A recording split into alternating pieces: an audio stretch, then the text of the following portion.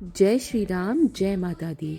तो नवरात्रि के पूरे 9 दिन हम देवी माँ की कृपा पाने के लिए अपनी स्वार्थ पूर्ति के लिए कोई ना कोई मंत्र जाप, कोई महा उपाय करते रहेंगे।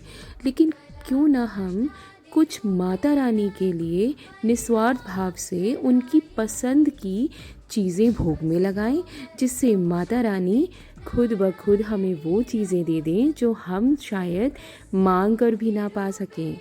क्योंकि माँ तो बस अपने बच्चों के भाव देखती हैं कि क्या सच में हमारे मन में उनके लिए ज़रा भी श्रद्धा भाव है। तो आप नवरात्रि में माता रानी को प्रसन्न करने के लिए सही तरीके से भोग लगा रहे हैं, या क्या आपको पता है कि हर दिन देवी माँ के अलग रूप के अनुसार अलग अलग शक्तियाँ जागृत करने के लिए अलग अलग प्रकार के भोग का विधान होता है।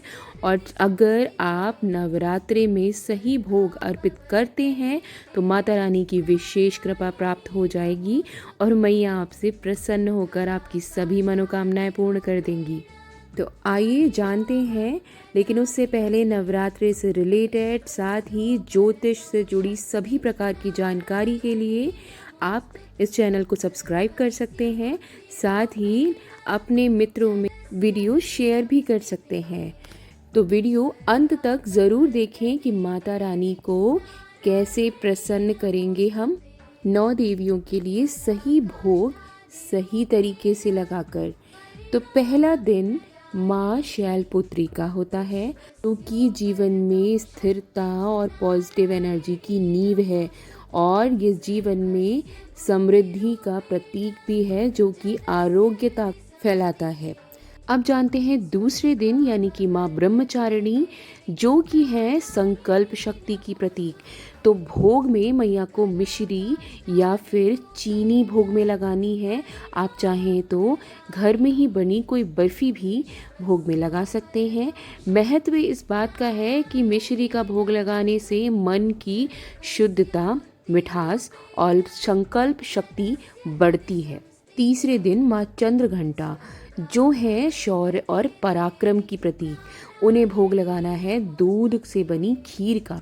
दूध का महत्व इसलिए बढ़ जाता है क्योंकि दूध है मन की शांति और जीवन की शक्ति का प्रतीक। चौथा दिन है माँ कुष्मांडा का, जो है सौभाग्य और स्वास्थ्य के प्रतीक।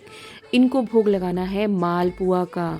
महत्व मालपुए का इसलिए है क्योंकि यह उत्तम स्वास्थ्य और बुद्धि का संचार करता है। पांचवें दिन भोग लगाना है मैया स्कंद माता को, जो कि संतान सुख की प्रतीक है। भोग लगाना है इन्हें केले का, और केले का महत्व है वंश का प्रतीक होता है। साथ ही केला अर्पित करने से संतान संबंधी सुखों की प्राप्ति हो जाती है।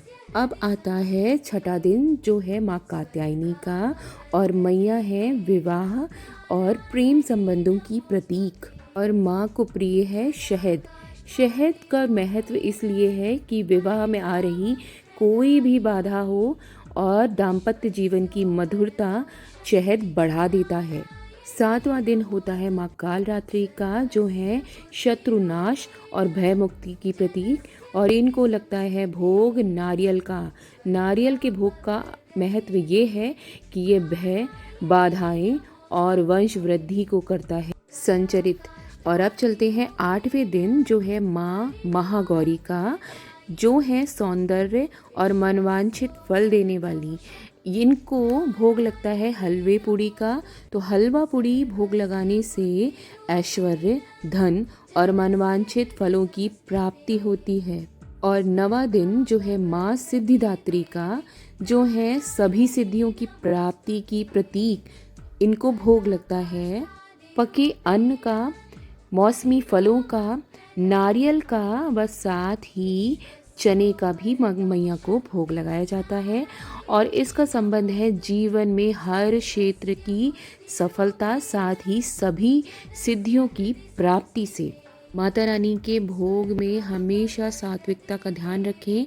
प्याज, लहसुन जैसे तामसिक पदार्थों का कभी भोग नहीं लगाना चाहिए।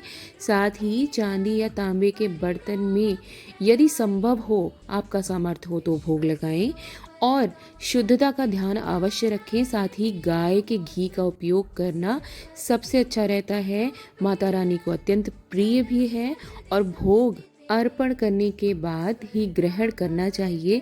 इससे घर में हमेशा पॉजिटिविटी रहती है और कभी भी आपके अनाज का भंडार में कमी नहीं आती। और जब आप नवरात्र में 9वें दिन जब आप भोजन करवाएंगे कन्याओं को, कन्या पूजन करेंगे, उस दौरान भी आपको कुछ खास नियमों का पालन करना चाहिए।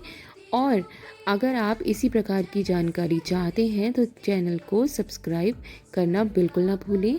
और याद रखें कि यदि माता रानी को 9 दिनों तक सही भोग लगाएंगे आप, मैया की विशेष कृपा प्राप्त होगी और जीवन में हर तरीके की परेशानियों का समाधान भी मिल जाएगा आपको। तो इस नवरात्रि माता रानी को प्रेम और श्रद्धा के साथ सही भोग अर्पित करें और अपनी मनोकामनाओं की पूर्ति करवा लें। तो कमेंट्स में जय माता दी लिखना बिल्कुल ना भूलें। जय माता दी, जय श्री राम।